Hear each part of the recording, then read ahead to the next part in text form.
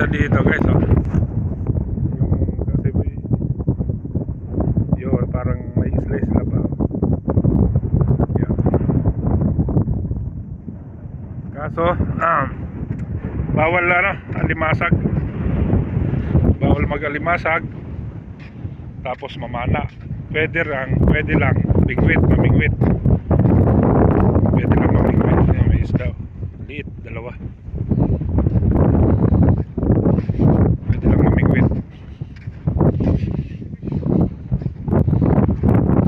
Marami nang yung dati kasi naming pwestuhan, pinagbawal na rin kami doon.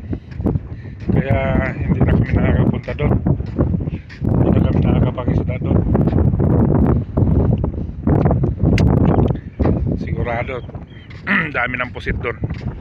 Gawa ng matagal nang hindi na pupuntahan eh. Tapos sa limasag sigurado tambak na yun. Kaso wala man tayo magawa, rules nila yan eh. Kaya sumunod na lang tayo. Yan. Ganda dito sa bagong areang to. Doon sa una-unahan maraming namimingwit. Naagis lang nila dyan.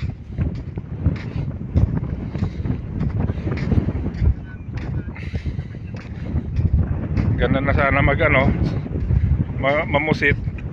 Gawa ng season ngayon, taglamig. Sigurado dumuduong na yung mga pusit sa gilid. Kasi pag ganitong taglamig dito, yung mga pusit natabi sila dito sa gilid. Kaya lagi kami nakakahuli ng marami, no? Tusok-tusok lang ba. So ngayon hindi na pwede. Lalaki ng isda, oh. Laki ng isda.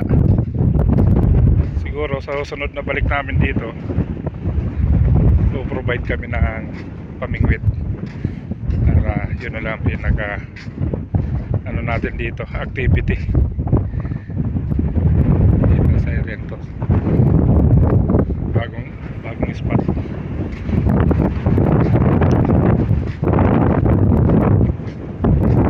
Lakas ng hangin.